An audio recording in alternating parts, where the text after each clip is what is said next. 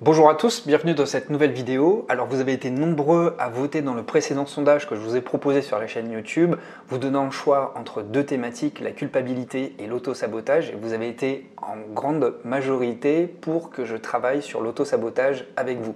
Alors dans les prochains jours, je vais vous apporter du contenu vidéo qui va vous servir d'éclairage pour pouvoir vous défaire progressivement de ce phénomène qu'est l'auto-sabotage. Mais avant cela, avant de se désolidariser de l'auto-sabotage, avant de se mettre des bâtons dans les roues, on va essayer de comprendre quelles en sont les raisons profondes. Pourquoi l'auto-sabotage s'invite dans votre vie?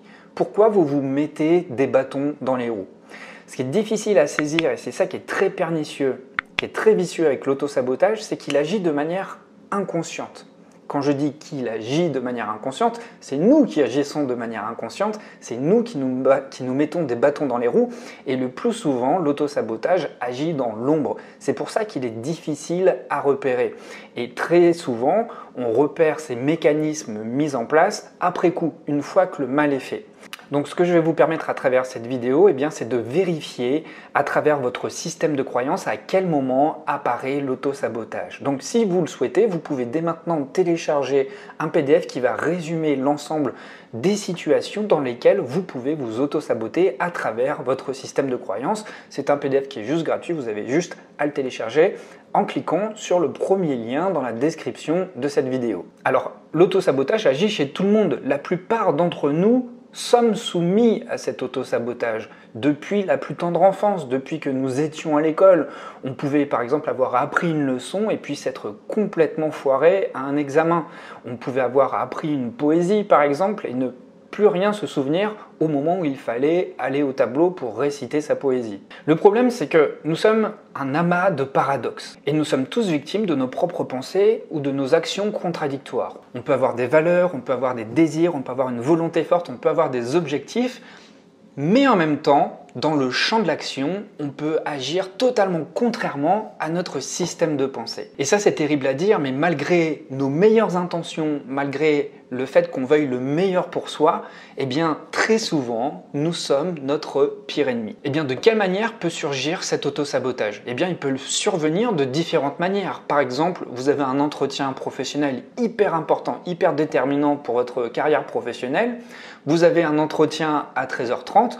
Vous prenez le dernier train qui arrive juste à côté du lieu où vous avez votre entretien, mais le jour J, le jour où vous prenez votre train, paf, le train a du retard. Le truc, en regardant d'un petit peu plus loin, en prenant un petit peu de recul, vous vous remarquez que vous n'avez absolument pas anticipé. Vous auriez pu prendre peut-être une demi-heure ou une heure d'avance pour arriver à votre entretien, mais non, vous avez choisi de prendre le dernier train, ne vous laissant aucune chance, ne vous laissant aucune marge de sécurité pour arriver à l'heure à votre entretien. Je pense que ce type de situation peut se manifester de différentes manières chez nombreux d'entre vous, comme par exemple le fait de rejeter une opportunité qui se présente à vous alors que vous l'attendez depuis longtemps. Ça peut s'expliquer par la peur de l'échec.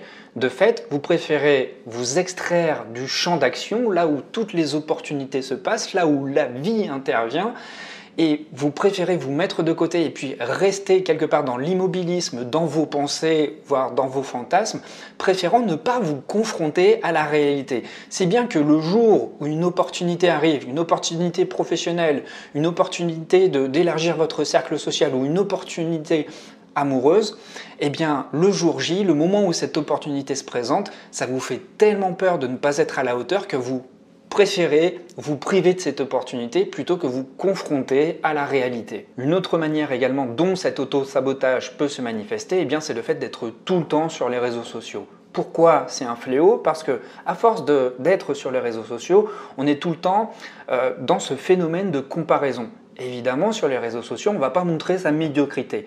La plupart des gens qui sont sur Instagram montrent le plus bel angle de leur vie, leurs plus beaux muscles, les plus beaux paysages, leurs plus belles réussites. Et c'est très rare qu'ils montrent leurs échecs. Et de ce fait, on prend pour argent comptant ce contenu comme si c'était vraiment la réalité objective de chaque personne. Et de ce fait, à force d'être exposé à ça, on finit par croire que c'est la réalité véritable. De ce fait, on se met à se comparer à ces performances, à cette beauté, à cet esthétisme, etc.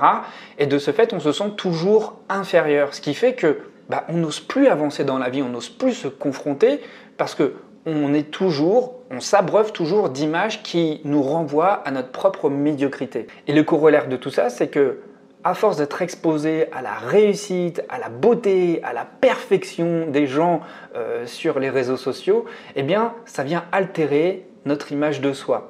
Et plus on a une mauvaise image de soi, plus ça vient dégrader notre estime de soi. Et donc, plus on a une mauvaise estime de soi, moins on va s'offrir l'opportunité de réussir. Et donc, on va tout mettre en place pour confirmer que nous sommes médiocres. Et le fait d'être toujours exposé à du contenu dont les standards sont inatteignables, eh bien, ça nous amène à être frustrés.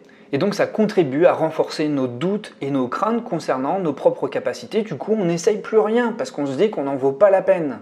Et ça, c'est terriblement dommage. Et les conséquences de tout ça, c'est que finalement, eh bien, on ne se donne plus du tout la chance d'agir.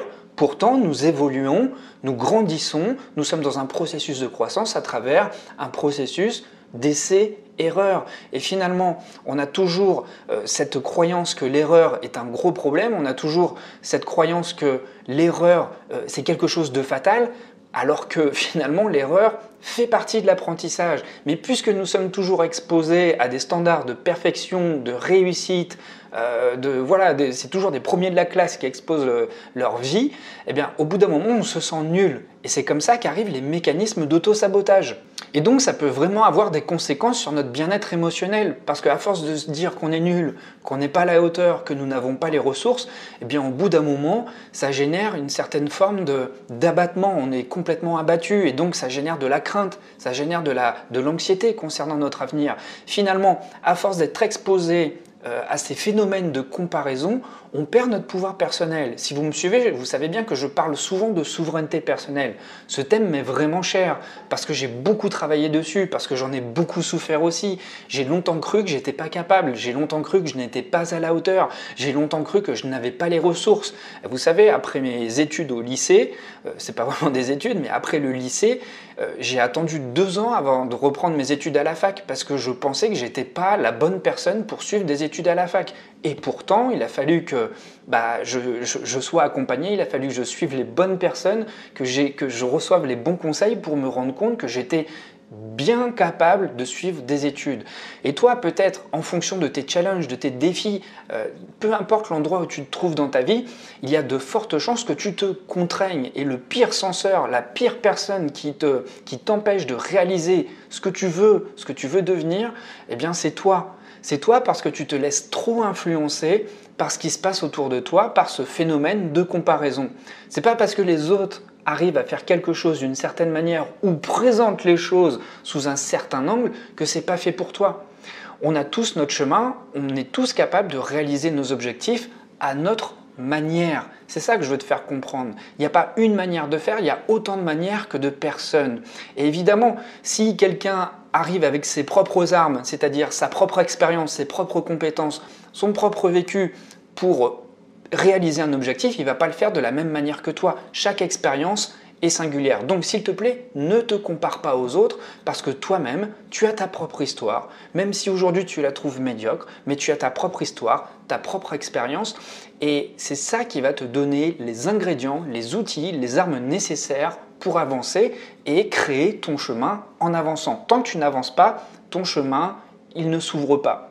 Ce que je veux te faire comprendre ici, c'est que plus tu attends, plus tu restes dans l'inaction, dans la passivité, dans la procrastination, et plus ça va être dur de te mettre en action parce que tu vas fantasmer la réalisation de cet objectif. Or, un fantasme, c'est décorrélé de la réalité. Et généralement, un fantasme, c'est pas fait pour être réalisé. Alors, ce que je veux te faire comprendre ici, c'est que plus tu te confrontes à la réalité, plus tu mets un pied dans la réalité, et plus tu vas te rendre compte que ce défi que tu t'es donné, cet objectif, cette voie à suivre que tu t'es donné, même si elle t'impressionne, eh bien le fait d'être dans le mouvement, eh bien tu vas t'apercevoir que progressivement, c'est bien plus facilement réalisable que tu ne le penses. Alors, le message que j'ai à te donner dans cette vidéo, c'est que quelle que soit la difficulté que tu rencontres, on rencontre tous des difficultés. Même les personnes que tu penses inébranlables, les personnes qui réussissent tout, elles ont toutes leur lot de difficultés, leur lot de défis. J'ai envie de te dire, reste optimiste. Pourquoi je te dis ça? Parce que c'est grâce à une prise de conscience, c'est grâce à une compréhension fine de tes mécanismes que tu vas pouvoir mettre au jour des stratégies pour affronter tout ça? Alors aujourd'hui, je te propose qu'on fasse un zoom sur les croyances. Les croyances, ce sont les pensées automatiques que l'on se répète dans différents types de situations. Et en portant un peu plus attention à la manière dont tu réagis face à des événements imprévus, face à des choses qui peuvent te challenger, eh bien, tu vas t'apercevoir que très souvent, eh bien, ce sont ces pensées automatiques qui interviennent automatiquement. C'est comme un programme informatique qui intervient parce que tu as été conditionné comme ça à travers ton éducation, à travers tes différentes expériences de vie. Eh bien, ton enjeu ici, c'est de remarquer, c'est de mettre de la lumière justement sur ces choses qui se passent de manière automatique, car si elles se passent de manière automatique, elles se font dans l'ombre, c'est-à-dire que tu ne les remarques pas. En étant un peu plus conscient, un peu plus présent à ces schémas, à ces mécanismes, eh bien, tu vas te rendre compte qu'à travers ce système de croyances limitantes, tu peux te freiner pour réaliser les objectifs que tu as envie d'atteindre. Alors, il existe 3 catégories de croyances limitantes et ce sont ces croyances dont je te parle dans le PDF gratuit que je t'invite à télécharger. Le premier type de croyances limitantes, ce sont les croyances sur l'identité. Ces croyances concernent la perception de qui tu es. Par exemple, tu vas te dire « je suis nul, je ne suis pas quelqu'un de bien, je ne suis pas quelqu'un de digne, je ne suis pas quelqu'un à la hauteur pour cette situation.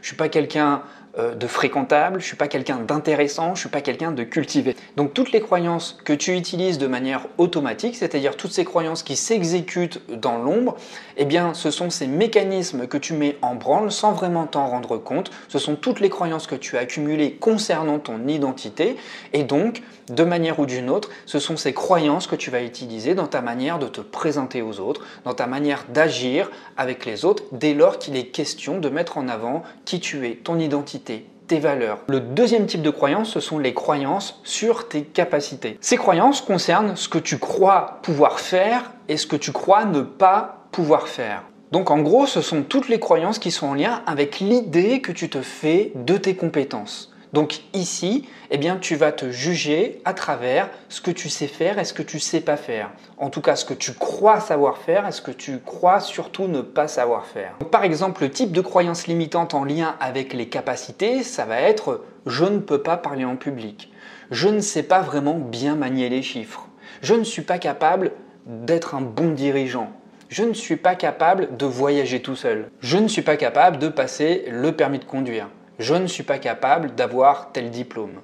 Et puis enfin, le troisième type de croyance, ce sont les croyances en lien avec le mérite. Donc comme son nom l'indique, ce sont des croyances sur ce que nous croyons mériter ou non. Donc ces croyances sont vraiment relatives avec la manière dont tu te traites. Et très souvent, on est extrêmement dur avec soi, avec ce type de croyances limitantes. Par exemple, tu vas penser de manière inconsciente des schémas suivants. Je ne mérite pas d'être heureux.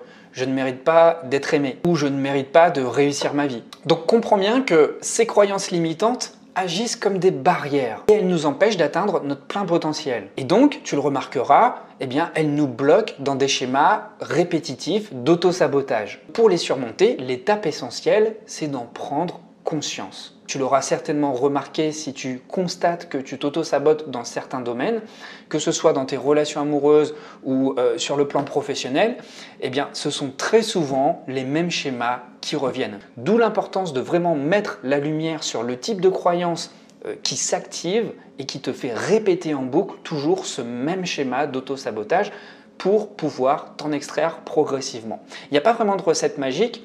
Évidemment, il y a des stratégies qui vont te permettre de t'extraire de tout ça. On va voir ça par la suite dans les prochains jours et prochaines semaines. Mais d'abord, la première étape, eh bien, c'est de pouvoir mettre de la lumière déjà sur les dysfonctionnements, sur ces mécanismes répétitifs qui se répètent sans arrêt et qui te font défaut dans ta vie. Alors voilà, c'est terminé pour cette vidéo. Je te remercie beaucoup de l'avoir suivi. Tu peux m'indiquer dans les commentaires ce qui te pose problème au niveau de l'auto-sabotage, dans quel domaine en tout cas cet auto-sabotage apparaît. Et puis si tu veux vraiment avoir plus de détails, plus d'exemples sur les types de croyances qu'on vient de voir, tu peux télécharger le PDF qui te permettra peut-être d'avoir un peu plus de précision sur le type de mécanisme automatique qui se met en place dans les domaines de ta vie. Voilà, je te remercie beaucoup d'avoir suivi cette vidéo et je te dis à très vite pour la suite.